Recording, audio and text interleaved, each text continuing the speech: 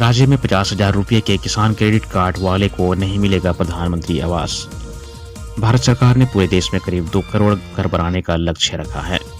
भारत सरकार ने सभी राज्यों को प्रधानमंत्री आवास के लाभुकों की 2018 में बनी सूची को अपडेट करने का निर्देश दिया है।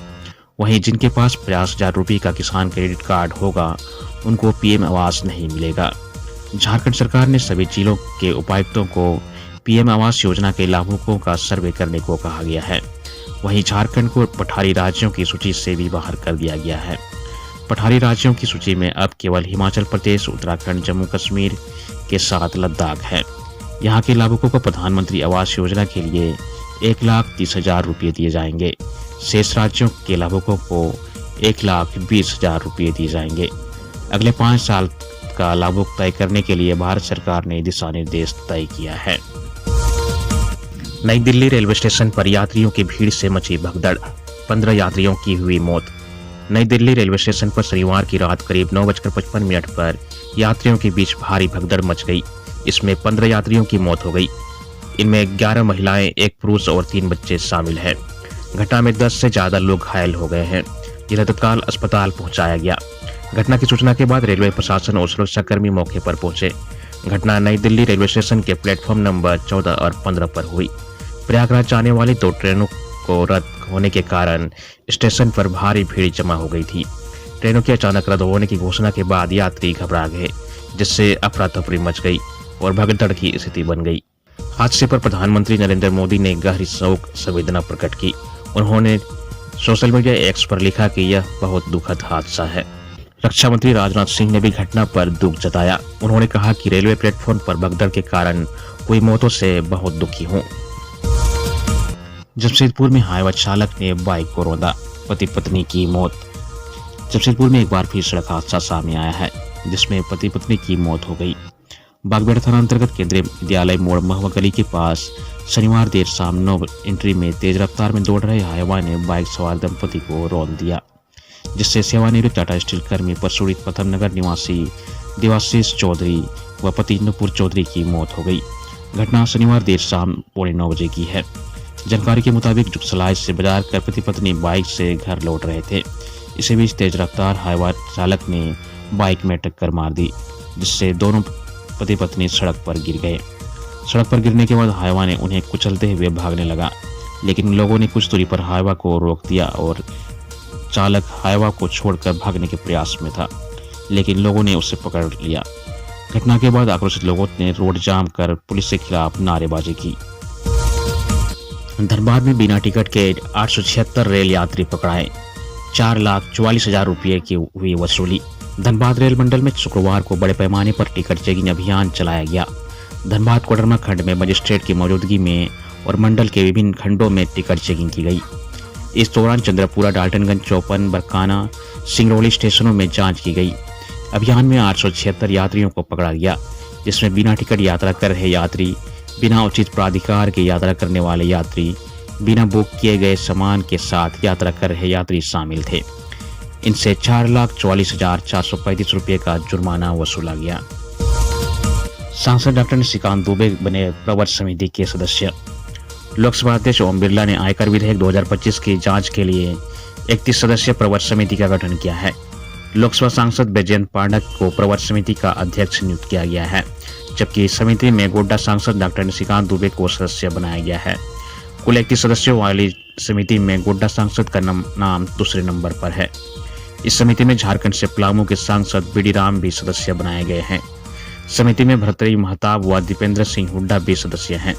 बैजयंत पाठक की अध्यक्षता वाली इस समिति को संसद के अगले सत्र के पहले दिन तक अपनी रिपोर्ट सौंपनी होगी। संसद का बजट सत्र 4 अप्रैल को समाप्त होगा। वहीं वित्त मंत्री निर्मला सीतारमण ने गुरुवार को लोकसभा में आयकर विधेयक 2025 पेश किया था। विधेयक पेश करते समय वित्त मंत्री ने लोकसभा अध्यक्ष से विधेयक को प्रवर समिति को भेजने का आग्रह किया था। नया आयकर विधेयक 2025 आयकर कानून 1961 का स्थान लेगा। इसे अप्रैल 2026 से लागू करने का प्रस्ताव है। जेजेएमपी के उग्रवादी के घर पुलिस ने चिपकाया इश्तिहार। गुमला जिला की घाघरा थानेदार तरुण कुमार ने शनिवार को सदर प्रखंड के गरटोली डुमरडीह में जेजेएमपी के सक्रिय सदस्य पवन उरांव और पवन महतो और पवन कुम्हार पिता उदय महतो उर्फ उदय कुम्हार के घर इश्तिहार चिपकाया। उन्होंने बताया कि 2021 में घाघरा थाना क्षेत्र में आगजनी की घटना को अंजाम दिया गया था, जिसमें उक्त उग्रवादी सम्मिलित था। पवन की गिरफ्तारी के लिए पुलिस प्रयासरत थी, लेकिन वह हमेशा घर से फरार रहता था, जिसके बाद न्यायालय से निर्गत इश्तिहार में उसके घर में चिपकाया गया। साथ ही परिजनों को यह भी जानकारी दी गई कि अगर आरोपी समय पर आत्मसमर्पण नहीं करता है तो आगे की कार्रवाई करते हुए घर की कुर्की जब्ती की जाएगी। रांची नगर निगम के कर्मचारी हड़ताल पर, कार्यालय का कामकाज रहा ठप। रांची नगर निगम के कर्मचारी अपनी विभिन्न मांगों को लेकर शनिवार को कलमबद्ध हड़ताल पर रहे। हड़ताल पर रहने के कारण दिन भर निगम में जन्म मृत्यु प्रमाण पत्र सहित सभी तरह का कामकाज ठप रहा। जन्म प्रमाण पत्र लेने और आवेदन जमा करने पहुंचे सैकड़ों लोगों को बेरंग लौटना पड़ा। दिन भर निगम कर्मी अपने टेबल पर बैठे, लेकिन किसी ने कुछ काम नहीं किया। कर्मियों की मांगों के संबंध में नगर निगम के कर्मचारी संघ के अध्यक्ष नरेश राम ने कहा कि एससीपी और एमसीपी का लाभ देने और प्रोन्नति को मामले में निगम के पदाधिकारी सकारात्मक रुख नहीं दिखा रहे हैं। एक और वर्षों से बहाल कर्मचारी टैक्स कलेक्टर के पद पर नियुक्त हुए और वहीं से सेवानिवृत्त हो रहे हैं। दूसरी ओर नगरीय प्रशासन निदेशालय की ओर से कर्मचारियों को बहाल कर निगम भेजा जा रहा है। इसे बर्दाश्त नहीं किया जा सकता। राम ने कहा कि इस बार 20 फरवरी से सभी कर्मचारी अनिश्चितकालीन हड़ताल पर जाएंगे। इस बार जब तक मांग पूरी नहीं होती है तब तक निगम का कामकाज ठप रहेगा। शहरी गरीबों के लिए बनाए गए बॉम्बे आवास जर्जर। रांची में शहरी गरीबों को बसाने के लिए राज्य सरकार ने वर्ष 2007-8 में चिरौंदी में बॉम्बे आवास का निर्माण कराया था। योजना के तहत यहां 872 फ्लैट बनाए गए थे, लेकिन अब ये फ्लैट रहने लायक नहीं है। भवन के जर्जर हालात को देखकर यहां के निवासियों ने निगम से आवास की मरम्मत कराने का आग्रह किया था। इस पर निगम ने इसकी जांच अभियंताओं से कराई। निगम के अभियंताओं ने जांच रिपोर्ट में दी कि अब ये आवास मरम्मत लायक नहीं। इसके बाद निगम ने इसकी जांच भवन निर्माण के विशेषज्ञ अभियंताओं से कराई, जिस पर भवन निर्माण के अभियंताओं ने भी बताया कि भवन इस हद तक जर्जर हो गया है कि अब इसकी मरम्मत नहीं की जा सकती। विनोबा भावे विश्वविद्यालय में 44 लाख से अधिक का वित्तीय घोटाला। विनोबा भावे विश्वविद्यालय के पूर्व कुलपति प्रोफेसर मुकुल नारायण देव के कार्यालय में विश्वविद्यालय के लाखों रुपये अनियमितता के आरोपों को झारखंड सरकार के वित्त विभाग ने जांच कर सही पाया है। अंकेक्षण विभाग ने विनोबा भावे विश्वविद्यालय वित्त विभाग की कारगुजारियों का पर्दाफाश किया है। इसमें कुलपति को सलाह देने वाले कुछ अधिकारी एवं कर्मचारी के भी शामिल होने की आशंका जताई गई है। ऐसे लोगों को 1 माह अर्थात 15 मार्च 2025 के अंदर चिन्हित कर रकम वसूली व नियम संगत कार्यवाही करने का निर्देश विनोबा भावे विश्वविद्यालय को दिया गया है। इस संबंध में झारखंड सरकार के वित्त विभाग के अंकेक्षण निदेशालय ने विश्वविद्यालय के कुल सचिव को संपूर्ण अंकेक्षण प्रतिवेदन सौंप दिया है। प्रतिवेदन में कहा गया है कि अंकेक्षण प्रतिवेदन का अनुपालन करते हुए खर्च किए गए राशि का वसूली एवं दोषी व्यक्तियों को चिन्हित कर कार्रवाई करने को कहा गया है। प्रतिवेदन में विश्वविद्यालय के कुछ अधिकारियों की संलिप्तता की बात भी कही गई है। IIT ISM में 2 नए कोर्स हो रहे हैं शुरू। IIT ISM धनबाद में 2025 के अंडर ग्रेजुएट सत्र से 2 नए कोर्स शुरू करने जा रहा है। इनमें JEE एडवांस के माध्यम से नामांकन लिया जाएगा। संस्थान का माइनिंग इंजीनियरिंग विभाग में 5 वर्षीय डुअल कोर्स भी शुरू करेगा। इसमें कुल 60 सीटें होंगी। वहीं केमिस्ट्री एंड केमिकल बायोलॉजी विभाग में 5 वर्षीय बैचलर इन साइंस और मास्टर इन साइंस कोर्स शुरू करने जा रहा है। इसमें पहले 4 वर्ष बैचलर इन साइंस और अंतिम 1 वर्ष मास्टर इन साइंस की पढ़ाई होगी। इस कोर्स में फिलहाल 26 सीटें निर्धारित की गई है।